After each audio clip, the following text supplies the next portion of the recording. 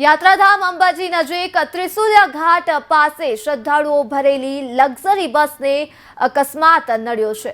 આ અકસ્માત દાંતાથી અંબાજી વચ્ચે સર્જાયો છે। આ ગમખ્વાર અકસ્માતમાં 2 થી પણ વધુ લોકોના મોત અને 25 થી વધુ લોકો ઈજાગ્રસ્ત થયા છે, જેમાં 15 જેટલા ઈજાગ્રસ્તોને પાલનપુર ખાતે ખસેડવામાં આવ્યા છે। તો પ્રાપ્ત માહિતી અનુસાર અંબાજી દાંતા વચ્ચે ત્રિશુલિયા ઘાટ પાસે આવેલા હનુમાન મંદિર પાસે આ શ્રદ્ધાળુઓ ભરેલી લક્ઝરી બસનો અકસ્માત સર્જાયો હતો, જેમાં 25 થી પણ વધુ મુસાફરો ઘાયલ થયા છે।